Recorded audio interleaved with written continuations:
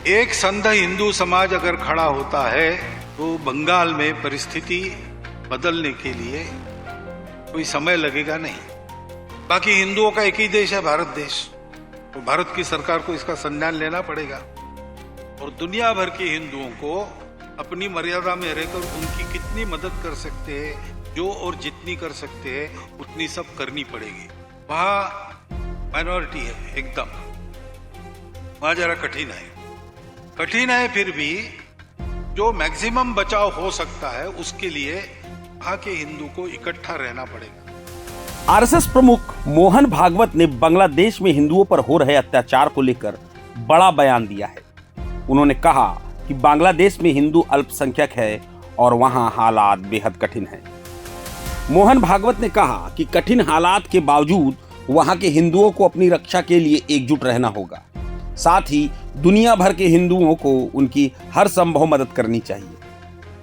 RSS प्रमुख ने कहा कि हम अपनी सीमाओं के भीतर रहकर जितनी मदद कर सकते हैं उतनी हमें करनी चाहिए और हम कर भी रहे हैं। उन्होंने साफ शब्दों में कहा, हिंदुओं के लिए एकमात्र देश भारत है और भारत सरकार को इस मामले में संज्ञान लेना होगा। भागवत ने कहा कि संभव है कि सरकार पहले से ही कुछ कर रही हो, कुछ बातें सार्वजनिक नहीं होती, कुछ नहीं हो पाती, कभी नतीजे सामने आते हैं, कभी नहीं आते, लेकिन कुछ न कुछ तो करना ही होगा। मोहन भागवत ने आगे कहा कि अगर हिंदू समाज एकजुट हो जाए तो बंगाल में हालात बदलने में देर नहीं लगेगी। राजनीतिक बदलाव को लेकर उन्होंने स्पष्ट किया कि राजनीतिक परिवर्तन के बारे में सोचना उनका काम नहीं, संघ सामाजिक परिवर्तन के लिए काम करता है। हिंदू राष्ट्र के सवाल पर मोहन भागवत ने कहा, सूरज पूर्व से उगता है, हमें नहीं पता यह कब से हो रहा है, तो क्या इसके लिए भी संविधान की मंजूरी चाहिए?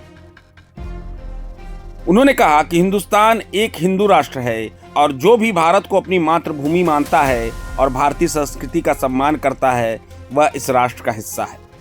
भागवत ने कहा कि जब तक भारत की धरती पर भारतीय पूर्वजों की गौरवशाली परंपरा में विश्वास रखने वाला एक भी व्यक्ति जीवित है, तब तक भारत एक हिंदू राष्ट्र रहेगा। यही संघ की विचारधारा है। उन्होंने कहा कि अगर संसद संविधान में यह शब्द जोड़े या ना जोड़े तो उससे हमें कोई फर्क नहीं पड़ता। हम हिंदू हैं और हमारा राष्ट्र हिंदू राष्ट्र है, यही सत्य है। सब में होती तो ऐसा होता नहीं, सब में संवेदना होनी चाहिए और जो गलत परिस्थिति है उसको बदलने के लिए सबने मिलकर काम करना चाहिए। सामाजिक दृष्टि से देखने वाला मैं इसका उत्तर ऐसे ही दूंगा, हिंदुओं की दुर्दशा कब समाप्त होगी? वहां माइनॉरिटी है एकदम, वहां जरा कठिन है, फिर भी जो मैक्सिमम बचाव हो सकता है उसके लिए वहां के हिंदू को इकट्ठा रहना पड़ेगा और दुनिया भर के हिंदुओं को अपनी मर्यादा में रहकर उनकी कितनी मदद कर सकते हैं, जो और जितनी कर सकते हैं उतनी सब करनी पड़ेगी, हमको भी करनी पड़ेगी और हम तो वो कर रहे हैं। बाकी हिंदुओं का एक ही देश है, भारत देश। तो भारत की सरकार को इसका संज्ञान लेना पड़ेगा, कुछ करना पड़ेगा। कुछ कर भी रहे होंगे, कुछ बातें बताई जाती है, कुछ बताई नहीं जा सकती। परिणाम कभी होते कभी नहीं होते, लेकिन करना तो पड़ेगा। और इधर हम लोगों को संगठित होके समाज के नाते पक्का खड़ा रहना पड़ेगा। एक संघ हिंदू समाज अगर खड़ा होता है तो बंगाल में परिस्थिति बदलने के लिए कोई समय लगेगा नहीं।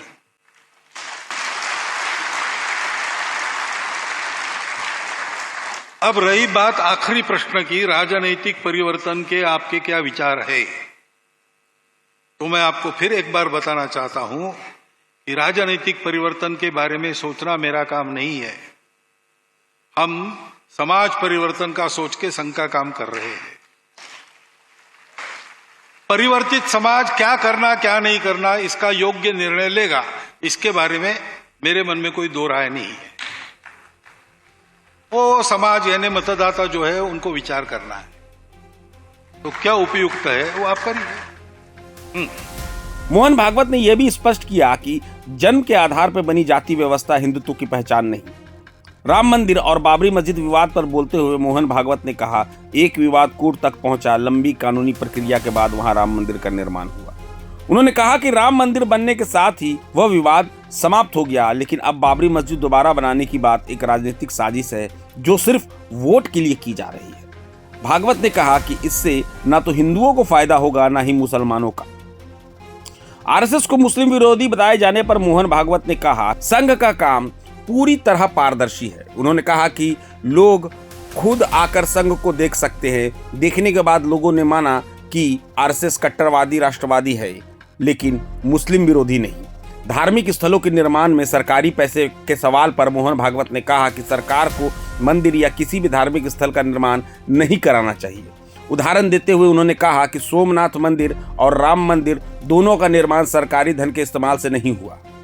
राम मंदिर निर्माण सुप्रीम कोर्ट के फैसले के बाद हुआ। सरकार ने ट्रस्ट बनाया, लेकिन पैसा जनता के योगदान से आया। उसके लिए जितनी आवश्यक जानकारी है वो मैं आपको देने वाला हूं।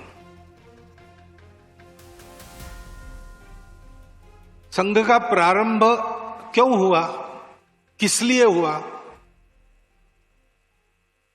तो एक वाक्य में उसका उत्तर हम दे सकते हैं। संघ की प्रार्थना के अंत में रोज हम कहते हैं, भारत माता की जय। विश्व में भारतवर्ष की जय जयकार हो, भारतवर्ष विश्व गुरु बने, तो भारतवर्ष के समाज में वो शक्ति पैदा हो और उसके कर्तृत्व से भारत ऐसा बने और विश्व गुरु बने, तो बनने वाला भारत ही रहे। क्योंकि भारत केवल भूगोल नहीं है, भारत एक स्वभाव का नाम है, भारत एक परंपरा का नाम है। तो वो परंपरा, वो स्वभाव कायम रखते हुए भारत विश्व का गुरु फिर से बने, इसके लिए भारतवर्ष के समाज को तैयार करने का काम संघ है। संघ किसी राजनीतिक उद्देश्य से नहीं निकला। संघ किसी की स्पर्धा में नहीं चला है। संघ किसी परिस्थिति के प्रतिक्रिया में नहीं शुरू हुआ और न ही संघ किसी के विरोध को मन में लेकर खड़ा हुआ। यह संघ हिंदू समाज के संगठन, उन्नति और संरक्षण के लिए चला है। तो अब दूसरी बात है, यानी ये होना चाहिए, लेकिन हो क्या रहा है कि एक झगड़ा चल रहा था, अंत में कोर्ट के हवाले कर दिया कि भाई आप निर्णय करो। कोर्ट ने बड़ा लंबा समय लगाकर, बहुत ही विचार किया होगा ना, इतना लंबा समय लगाया तो, और एक निर्णय दिया, तो वहां राम मंदिर बन गया। तो ये मंदिर मस्जिद वाला झगड़ा वहां समाप्त हो गया, बाबरी मस्जिद। अब फिर से बाबरी मस्जिद बनाकर उस झगड़े को रीस्टार्ट करने का ये पॉलिटिकल षड्यंत्र है, मतों के लिए हो रहा है। न ये मुसलमानों की भलाई में है, न ये हिंदुओं की भलाई में। झगड़ा खत्म हो रहा है, अच्छी सद्भावना बनेगी तो ये फिर से वो खाई चौड़ी करने का प्रयास हो जाता है। ऐसा नहीं होना चाहिए, ऐसा मुझे लगता है। और एक नहीं, और एक पढ़ा है आपने। हाँ, तो नियम क्या है भाई? सरकार के लोग कोई होंगे तो बता सकते हैं।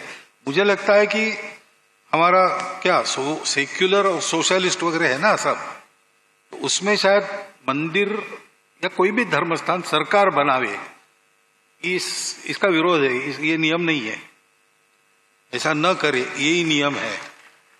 तो सोमनाथ मंदिर बनाया, गृह मंत्री थे प्रत्यक्ष, सरदार वल्लभ भाई पटेल। राष्ट्रपति गए थे उसका, लेकिन सरकार का पैसा नहीं लगाया, समाज ने इकट्ठा किया, मंदिर बना। राम मंदिर बना, इतना बड़ा, सुप्रीम कोर्ट के निर्णय से बना। सरकार को कहा गया ट्रस्ट करो, ट्रस्ट किया। ऐसा सरकार ने नहीं दिया, हम सब लोगों ने दिया। मुझे लगता है कि सरकारें आती जाती है, धर्म सदैव रहता है, रिलीजन्स भी लंबे चलते हैं, भगवान के पास ले जाने वाले रास्ते होते हैं। इनको इस राजनीति में संपर्कित नहीं करना चाहिए।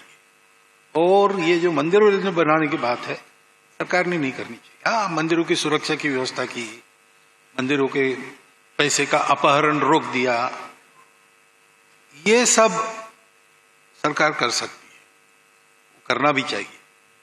परंतु अपने पैसे से मंदिर बनाना, ये कैसा नियम है पता नहीं, उन नियमों की बारीकियों में जाके कुछ निकाला भी जा सकता है, लेकिन जहां तक मेरी जानकारी है कि ये नियम के विरुद्ध हो। प्रभातखबर.com, विश्वास वही, रफ्तार नहीं।